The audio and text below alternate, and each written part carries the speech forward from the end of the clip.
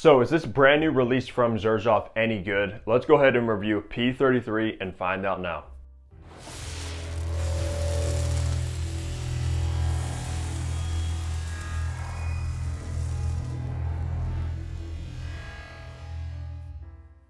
Hey, what's going on? Hunter here and welcome back to my channel. And if you are new, what I do is I make fragrance related content. So if you love fragrances, hit that subscribe button down below and also make sure to follow my fragrance Instagram page as well. But today, like I said, we're reviewing the newest launch from the house of Xerjoff, which is an Italian house, which honestly, I've had a love-hate relationship with this house. Of course, my favorite from them is Nexos, which I absolutely adore and think of that as a masterpiece. But some other fragrances I have not been the biggest fan of, so I cannot wait to review their newest release, which is P.33.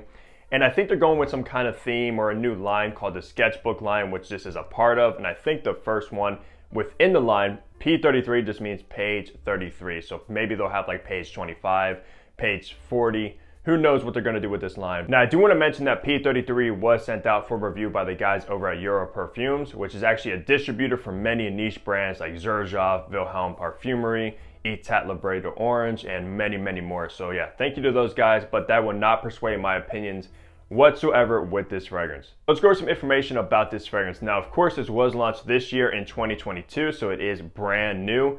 As far as retail prices go, this actually will run you $410 for the 100 ml bottle, which is the only size it comes in and is pretty expensive even within house because Nexos, for instance, is 100 ml and it goes for $250. So yeah, very, very pricey. But at least with that price, you are actually getting the extrait de parfum, so it is highly concentrated. And I did as much research as I could to find the perfumer with this brand new launch, and it is unknown. I could not find any information about the nose behind this. With all that information out of the way, let's go to look at the packaging and presentation you will get with P.33 now. All right, so looking at the box first, of course. Now this box looks absolutely awesome. Of course, that sketchbook, Xerjoff, the 100 ml P.33 parfum, because it is an extrait. Now, nothing on the sides. Right there, you have the Xerjoff X. And then on the bottom, just some more information as well. And then you have your barcode and batch code to authenticate your product to see when it was produced. And it is also made in Italy, of course. Now let's go take this outer sleeve off. All right, so now just like all other Xerjoff, you do get this purple leather box that your fragrance sits inside. And it does have the stitching all around, which is nice. The X, Xerjoff right there, nothing on the back or the sides. You open it up, you do have the X right there, but what makes this actually stand out and it's different, you have a plaque right there as well because the P.33 bottles are actually numbered, which I just absolutely love.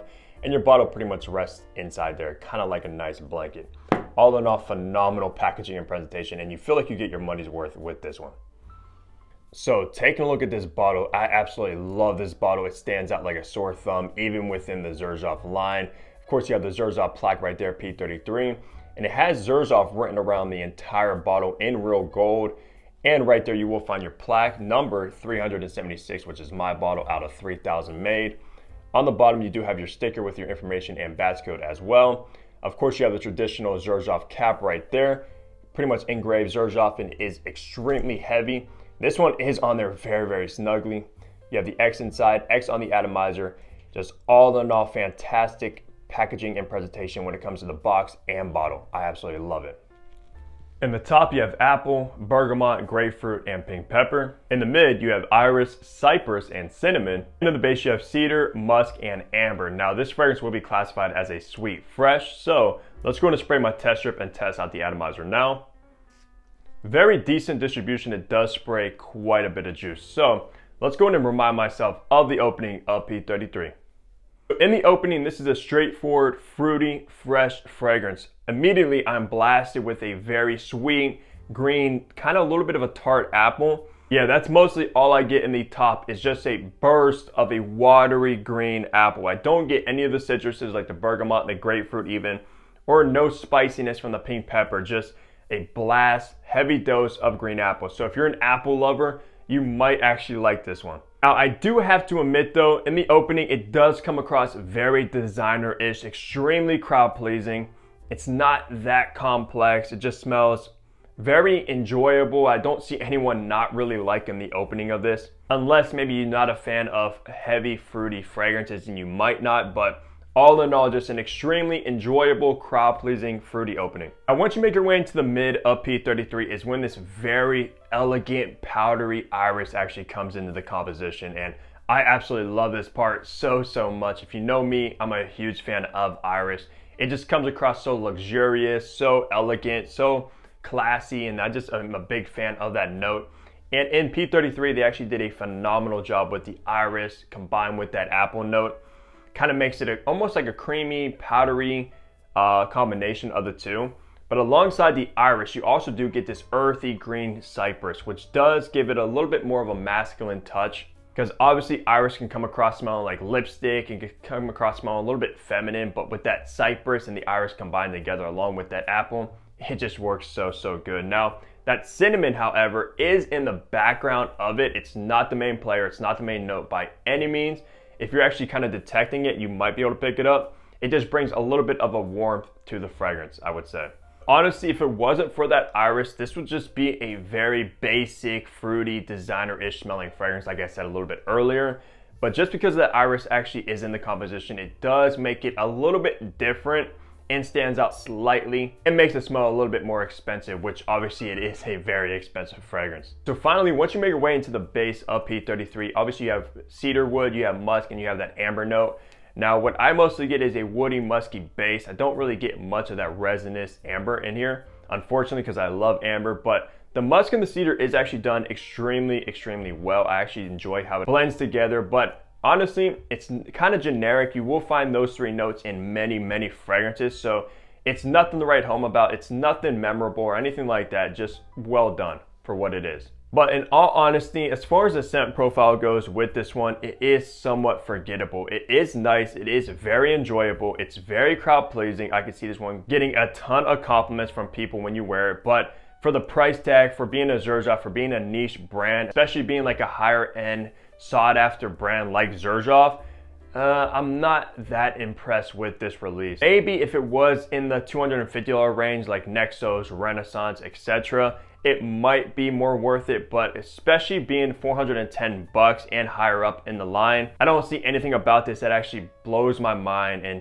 seems worthy of that higher price tag, if I'm being completely honest with you guys. Honestly, for me, I've never really been the biggest fan of the house of Xerjoff. I've tried Alexandria too, which did nothing for me. I wasn't a huge fan of that. I'm not a fan of Renaissance, which I do own.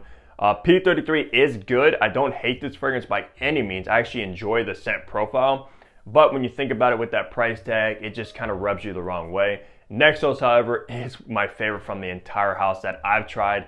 I do want to get Aomi Monkey Special Edition. I think that's what it is. I have smelled that at Saks not too long ago. That is actually a pretty good launch, but all in all, it's been a love-hate relationship with the house of Xerjoff. All right, so let's go over the best seasons and occasions for P.33. Now, the upside about this one, it is very versatile. You wear this one in the fall, winter, spring, and summer easily, all year round, which is nice and pretty rare to actually find a good, versatile fragrance, especially when it comes to niche fragrances in general. So hats off to Xerjoff for creating a versatile fragrance that can be signature worthy and worn all year round. Now for occasion, this one was a little bit tricky. I would have to say this is better for a formal situation just because of that elegant, luxurious iris note in here. I almost was going to say both casual and formal just because of how fruity it is. It is a little bit playful also, but that iris just brings a nice, elegant, classy touch to it. So definitely more suited for a formal situation like a wedding. This would be a perfect wedding fragrance.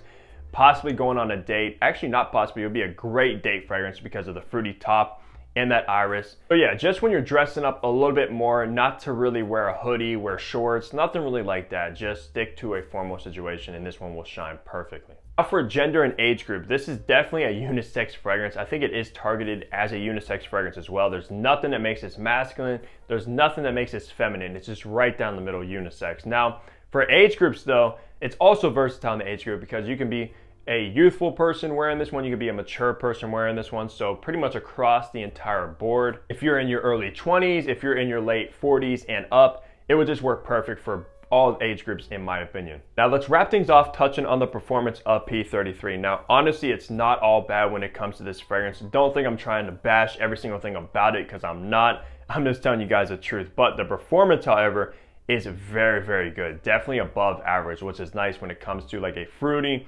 powdery iris fragrance with a musky kind of base. This stuff just lasts all day long.